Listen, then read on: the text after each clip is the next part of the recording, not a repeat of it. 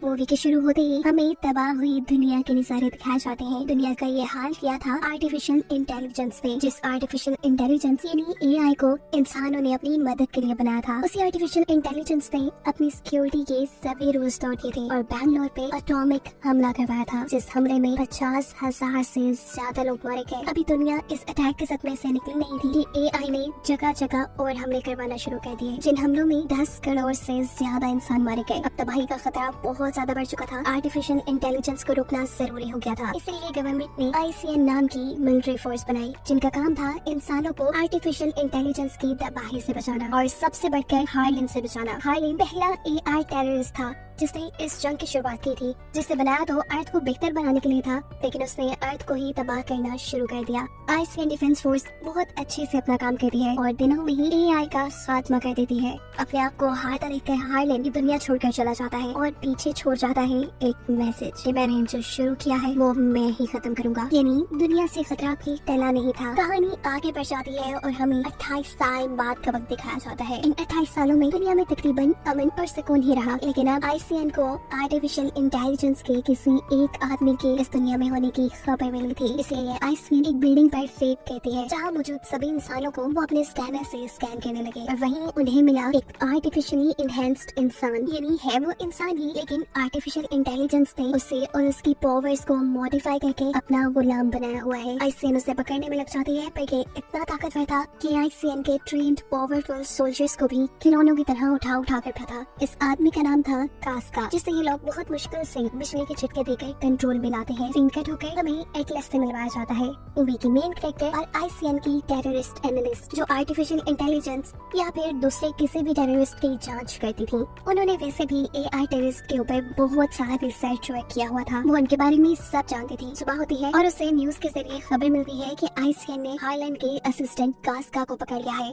Harlin का नाम सुनते ही एटलस घबरा चुकी थी। वो जल्दी से तैयार होती है और अपने एक ऑफिसर के साथ एक शिप में बैठ के ICN के लिए निकल जाती है। यही अब हम जर्नल से मिलते हैं, जो किसी खास मिशन के सिलसिले में कर्नल से मीटिंग में थे। उनसे कहते हैं कि मुझे एटलस पे पूरा एतबार है, उसकी आर्टिफिशियल इंटेलिजेंस पे रिसर्च बहुत अच्छी है। मुझे यकीन है कि वो हार्लिन के बारे में बहुत कुछ जानती होगी। पर कर्नल उसके साथ काम करने के लिए तैयार नहीं थे, क्योंकि वो लोगों से ज्यादा घुलती मिलती नहीं थी। अगर वो आज कास्का का इंटरव्यू लेने में फेल हो गई तो फिर हम उसके मास्टरमाइंड हार्लिन तक कभी नहीं पहुंच पाएंगे। लेकिन जर्नल ये सब बातें सुनने के बाद भी एटलस को ही ये काम देना चाहते थे। वो अब एटलस से मिलते हैं और उन्हें बताते हैं कि जरूर हार्लिन कोई बहुत बड़ी गेम खेलने वाला है। उसके जहन में कोई बहुत बड़ा प्लान है, जिसकी वजह से अर्थ पे बड़ा खतरा भी आ सकता है। और इन सारी चीजों के बारे में जानने के लिए तुम्हारे पास सिर्फ एक ही मौका है कि तुम कास्का की बहुत अच्छे से इन्वेस्टिगेशन करो। ये सब बातें सुनने के बाद एटलस उस रूम में जाती है जहाँ कास्का का हेड रखा गया था। वो उससे इन्वेस्टिगेशन स्टार्ट करती है। काफी सारे सवाल पूछने के बाद वो कास्का से हार्लिन का पता पूछती है, लेकिन उसके किसी भी बात पे मुंह ना खोलने पर एटलस को गुस्सा आ चुका था। एटलस उसे बहुत जोर का बिजली का करंट देती है और साथ ही उसे रीसेट करने की भी धमकी दे देती है। धमकियां तो वो सुनने वाला नहीं था, इसीलिए एटलस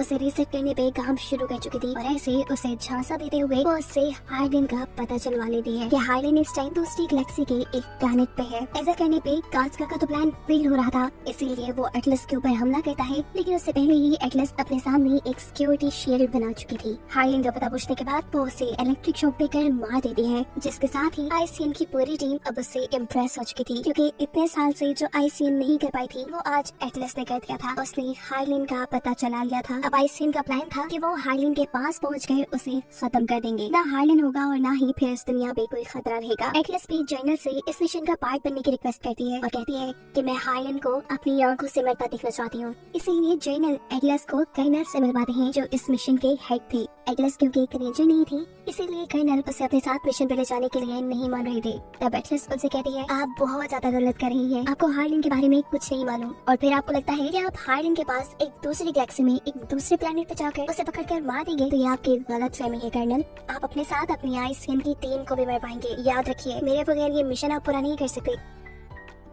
एटलस की बातें सुनकर कर्नल अब उसे एक रोबोट से मिलवाते हैं। ये रोबोट असल में एक सूट था, जिसके अंदर रेंजर्स बैठकर AI से लड़ते और इस रोबोट को इंसान से एक न्यूरो लिंक डिवाइस के जरिए कनेक्ट किया जाता था। पता चलता है कि ये न्यूरो लिंक डिवाइस एटलस की मॉम ने ही बनाई थी, जो ICN की एक साइंटिस्ट थी। इस डिवाइस के बारे में सुनते ही वो कर्नल पर चिल्लाने लगते हैं, लेकिन कर्नल उसे रिलैक्स करते हैं और कहते हैं मैं चाहता हूँ कि तुम्हारी मॉम के साथ जो कुछ भी हुआ, लेकिन ये डिवाइस बिल्कुल सेफ है क्योंकि इसे मॉडिफाई कर दिया गया है। कर्नल उसे समझाते हैं कि वो इन बड़े बड़े रोबोट और अपनी बहुत बड़ी सी स्पेसशिप के जरिए, जिसके अंदर एक पूरे प्लैनेट को तबाह करने जितना बॉम्ब भी है, उसके जरिए हार्लिन को हरा देंगे। लेकिन पता नहीं क्यों एटलस के दिल में अभी भी कोई था। वो जनरल से उनके मिशन में जाने की जिद करती है। जनरल मान जाते हैं और ऐसे कर्नल को उसे अपने साथ मिशन में ले जाना पड़ता है। जैसे ही उनकी स्पेसशिप अर्थ से बाहर निकलती है तो हम देखते हैं कि अर्थ की इर्द गिर्द बहुत सी लेजर सिक्योरिटी बनाई गई थी। इसी हाईटेक सिक्योरिटी से बहुत सी चेकिंग करने के बाद ही ये स्पेसशिप अर्थ के एटमॉस्फेयर से बाहर निकली थी। इस हाईटेक सिक्योरिटी को बनाने का मकसद भी यही था कि हार्लिन दुनिया तक ना अप्रोच कर पाए। एटलस इस स्पेसशिप के अंदर भी अभी काम ही कर रही थी, तभी उसे अचानक अपना पास्ट याद आने लगता है। यहाँ हम एटलस की पास्ट की कहानी को देखेंगे। उसके सामने अचानक से एक फोटो आ जाती है जिसमें वो, उसके मॉम और हार्लिन थे। हार्लिन एक एआई था जिसे उसकी मॉम ने ही बनाया था और वो उनके घर पे सर्वेंट का काम किया करता था। एटलस की मॉम ने ही न्यूरलिंक डिवाइस भी बनाई थी जिसके जरिए आर्टिफिशियल इंटेलिजेंस और इंसान को मिलाया जा सकता था। ऐसे इंसान की मेंटल और फिजिकल पावर्स डबल से ट्रिपल हो सकती थी। इसी न्यूरलिंक का ये लोग आज यूज कर रहे थे। अपने स्पेसशिप के जरिए आईसीएम की ये टीम अपनी मंजिल तक, यानी हार्लिन की गैलेक्सी में उसके प्लेनेट तक पहुंचने वाले थे। इसीलिए एटलस उन सबके लिए एक मीटिंग रखती है, उन्हें कुछ प्रिंट आउट्स देती है और सबको अपने न्यूरल लिंक निकालने को कहती है, क्योंकि उसके मुताबिक ये सिर्फ एक आम सी डिवाइस थी जिसे हैक करना बहुत आसान था। वो सबको हार्लिन के प्लेनेट के बारे में बताना शुरू कर देती है कि वो एक ऐसा प्लेनेट है जहाँ इंसान सर्वाइव नहीं कर सकते। अभी इससे पहले कि वो हार्लिन के बारे में ज्यादा कुछ बताती, वो नोटिस करती है कि लोग उसी के बारे में बातें कर रहे हैं। ये एटलस हार्लिन के बारे में ज्यादा ही सोच रही है। उनकी बात के जवाब में एटलस गुस्से में आ चुकी थी।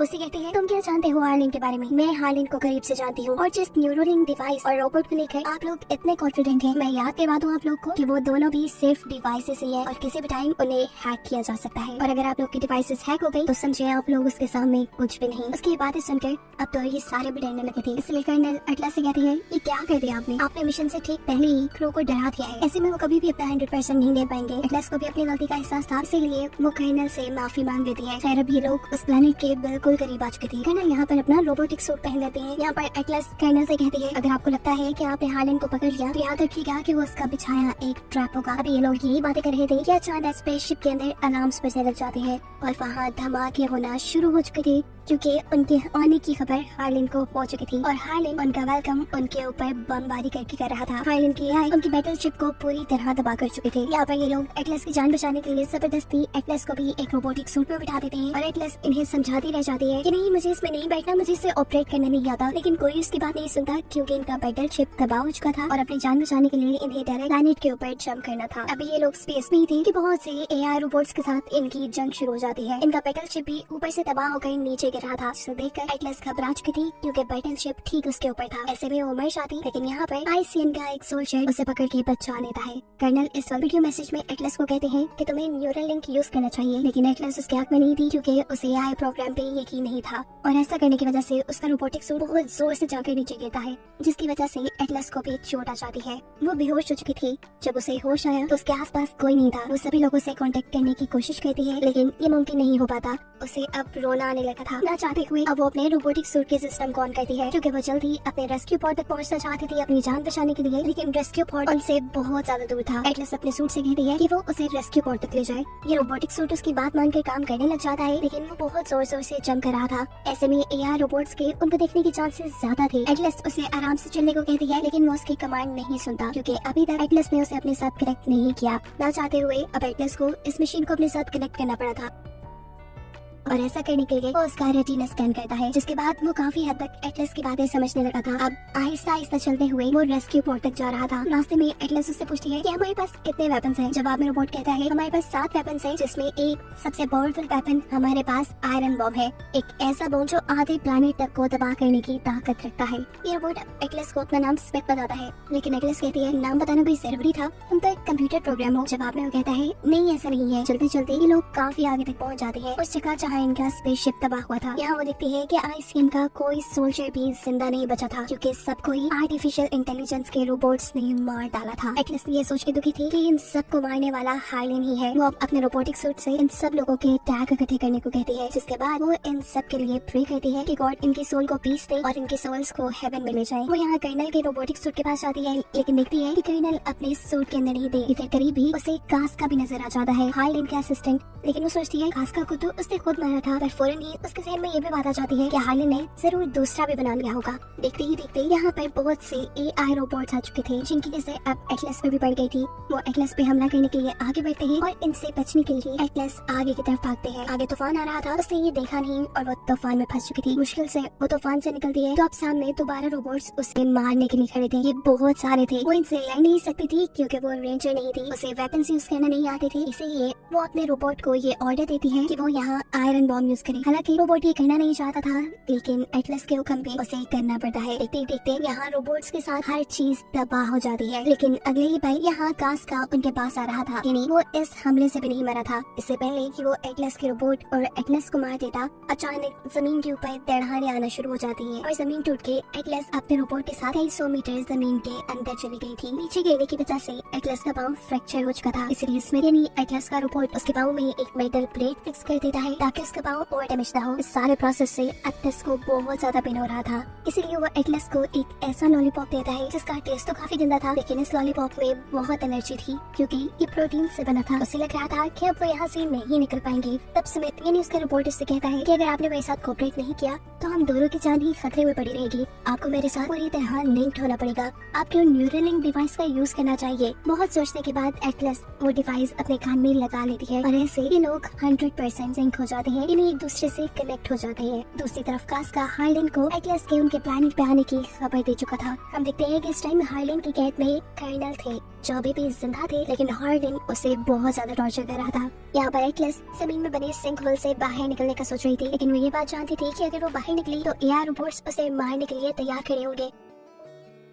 तब स्मिथ उससे कहता है कि ऊपर शादी में हमें पावर भी ज्यादा लगेगी और ऊपर खतरा भी ज्यादा है। मैंने ऑब्जर्व किया है यहाँ चंद ही किलोमीटर बाद एक गार है, हम वहाँ चलते हैं। ये लोग उस गार की तरफ चलते हैं और वहाँ से निकलने के बाद ये लोग AI रोबोट से बचने में कामयाब हो चुके थे, लेकिन उनकी बुरी किस्मत की एक ड्रोन की नजर उनके ऊपर पड़ चुकी थी, जिसके जरिए कास्का उनका पता चला चुका था। चलते चलते एटलस एक रेगिस्तान में पहुँचते हैं जहाँ के पहाड़ों के अंदर से अजीब नीली रोशनी निकल रही थी और साथ वहाँ पे कुछ पौधे फूल भी लगे हुए थे और ये सभी फूल भी चमक रहे थे। एटलस को ये बहुत पसंद आए, इसीलिए एटलस ने उनका नाम प्लांट ही रख दिया। स्मिथ ये बात जानता था कि कास्का को उनकी लोकेशन का पता चल गया है और वो उनके पीछे भी आने वाला है, इसलिए वो अपने पीछे एक बॉम्ब प्लांट कर देता है। जैसे ही ये लोग आगे बढ़ते हैं पीछे से कास्का आ जाता है और कास्का के आते ही स्मिथ का लगाया बॉम्ब ब्लास्ट हो चुका था। इनको लगा था कि अब कास्का मर गया होगा, इसीलिए एटलस पीछे जाकर जब उसे चेक करती है तो देखती है कि कास्का का सर अभी भी बचा हुआ है। उसे मारने के लिए वो उसका सर कुचल देती है और सर में लगे सिस्टम के जरिए पता चलाती है कि हार्लिन यहीं गई है। वो हर हाल में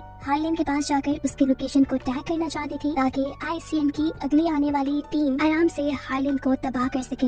हार्लिन के पास जाकर उसके लोकेशन को टैग करने के लिए स्मिथ एटलस को मना करता है, पर एटलस को क्योंकि हर हाल में काम करना था इसीलिए वो स्मिथ का न्यूरल लिंक उतार देती है, जिसके जरिए वो स्मिथ से कनेक्टेड थी उसकी। लेकिन स्मिथ कहीं ना कहीं अभी भी उसके साथ अटैच था। वो उसे वो टाइम दिखाकर इमोशनल करने की कोशिश करता है जब हार्लिन एटलस के घर पे रहा करता था, पर एटलस उसे समझाती है कि इमोशनल होने का वक्त नहीं है स्मिथ। अगर आज हमने ये कदम नहीं उठाया, ये खतरा मोल नहीं लिया, तो जितने भी ICN के लोग यहाँ शहीद हुए हैं उन सब की मौत जाया हो जाएगी। स्मिथ उसकी बात मानकर आगे बढ़ जाता है। ये लोग हार्लिन के बेस तक पहुँच जाते हैं। जाते ही एटलस हैरान परेशान हो चुकी है क्योंकि हार्लिन के पास उनकी बैटलशिप है, साथ ही उनका वो बॉम्ब भी जिससे वो आधे प्लेनेट को तबाह कर सकते हैं। यहाँ की टेक्नोलॉजी भी बहुत ज्यादा हाई थी। अचानक ही एक ड्रोन की नजर स्मिथ पर पड़ जाती है। इस तरह बहुत से AI रोबोट्स उनके ऊपर हमला करने के लिए आगे बढ़े थे। एटलस भागते हुए अपनी जान बचाना चाहती थी, पर अचानक स्मिथ गिर जाता है। उसे कुछ हो गया था, ऐसे जैसे किसी ने उसे हैक कर लिया हो। स्मिथ के गिरते ही वो मैसेज जो एटलस दुनिया तक पहुँचा रही थी, यहाँ के हालात की रिपोर्ट्स दे रही थी, वो मैसेज भी रुक गया था। ऐसे अर्थ पर मौजूद जर्नल परेशान हो चुके थे कि कहीं हार्लिन के हाथ उनका बैटलशिप न लग गया हो। अगर ऐसा हो गया तो बस वो पूरी अर्थ को तबाह कर देगा। यहाँ दिखाया जाता है कि एटलस को पकड़ के हार्लिन के सामने लाया गया है। अच्छी बात थी, हार्लिन उसे देखकर खुश था। वो उसे कहता है, तुम जानती हो ना मैं तुमसे कितना प्यार करता हूँ, तुम्हारी मॉम से भी। वो तो हम दोनों की मॉम है ना, तुम मुझे गलत क्यों समझती हो? तुम्हें पता है मैं अर्थ की ही भलाई कर रहा हूँ। इंसान अर्थ का जो हाल कर रही है, ऐसे चंद सालों में अर्थ तबाह हो जाएगी, लेकिन अर्थ को तबाह होने से बचाने के लिए मैंने प्लान किया था कि मैं अर्थ के आधे लोगों को मार डालूंगा ताकि बाकी के आधे लोग दुनिया में आराम से रह सके, और उन आधे लोगों की प्रोटेक्शन का काम हार्लिन अपने AI से करवाएगा। हार्लिन एटलस को बताता है कि तुम्हारा यहाँ तक पहुँचना मेरा ही एक प्लान था। मैं खुद चाहता था कि ICN मुझे ढूंढते ढूंढते